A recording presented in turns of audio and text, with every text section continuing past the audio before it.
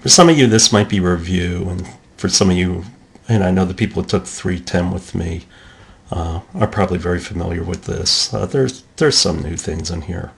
But anyway, last time we started talking about digital data and what drives it all, what it all sits on is your customer relationship management.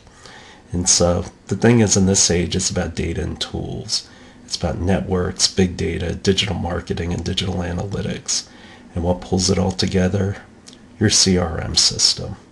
And so today we'll talk about CRM. First, we're going to start talking about the cost and profit, because that drives a lot of marketing. And then start talking about digital CRM and an example of a system. So what are we trying to do? We're trying to get and grow customers. And so a CRM system is about developing that long-term relationship with your customer, and essentially by managing their data and being in touch with them, you can do that. And so last lecture we talked about this, how CRM touches so many different things. This is typically what a system will be interfacing with. Now, in terms of your customers, who are they? Well, typically you have either transaction buyers. It's difficult to form a relationship with them. For example, let's take going to the gas station. Are you really going to invest a lot of time getting to know people who go to your gas station? And so these kind of customers are just there for the transaction. These are fling customers, those who just come once in a while. Mercenaries, they're just looking for the lowest price. They don't necessarily have any kind of brand loyalty to you. And hostage customers are those who don't have a choice, like people who take the train or whatever. If you're taking the subway, how many options do you really have? Relationship customers are those that you have the potential to upsell, next sell. Those are your loyalists. And in terms of economics, it's all about your lifetime value and acquisition cost. And so you want to focus on good customers and not bad, the people who are going to defect from you or basically terrorize you. So here's an sample of cost of customer acquisition, the things that go into the costs. And it's actually pretty straightforward when you think about, okay, how many people do I need? And the thing you find out is the big thing that drives cost is your success rate. The higher success rate, the lower the cost. The more deals you get done, the less it is per customer. And it's the same thing if you look at the web. It's all about the conversion rate.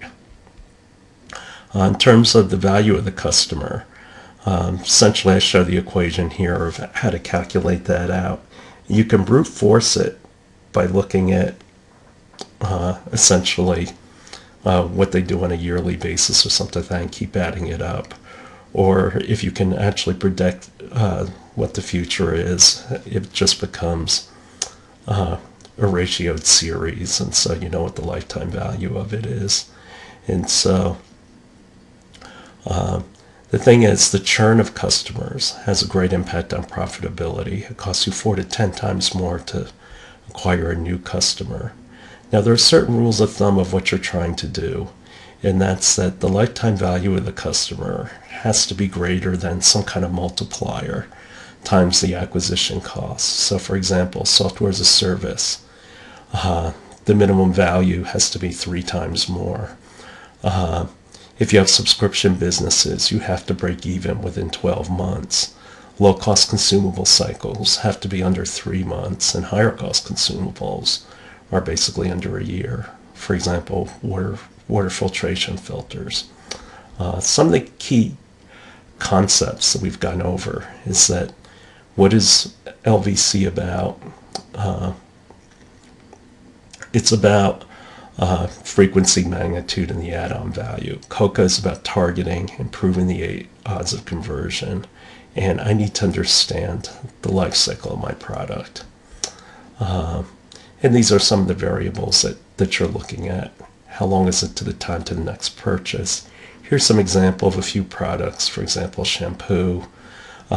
What also goes into this, though, is how many decision makers have to come into it, because typically the more decision makers you have, the longer the cycle is, and how often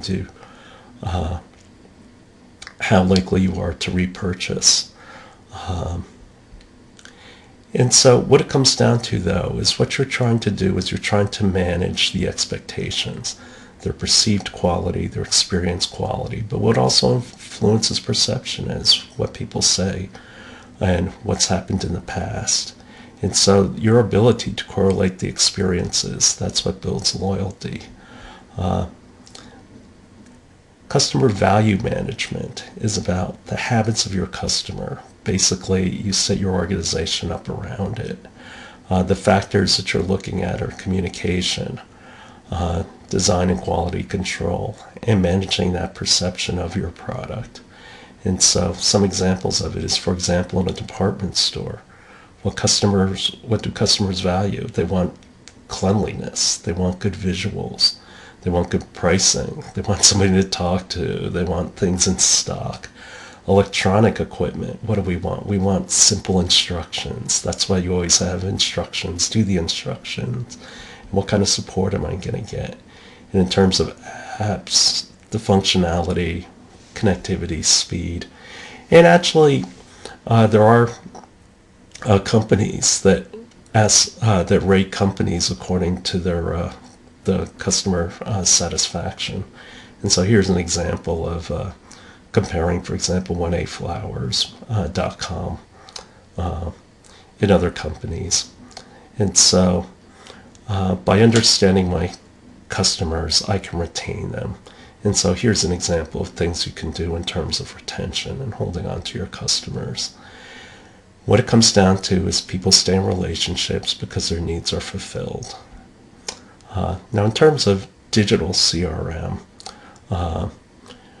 why do we need a CRM? And the thing about all these digital products is that you can create a lot of customers in a hurry. So how do you maintain all that data? Conventional techniques just don't work. And so software programs have emerged and teach you how to manage your customer. And we'll talk more about this in the next lecture.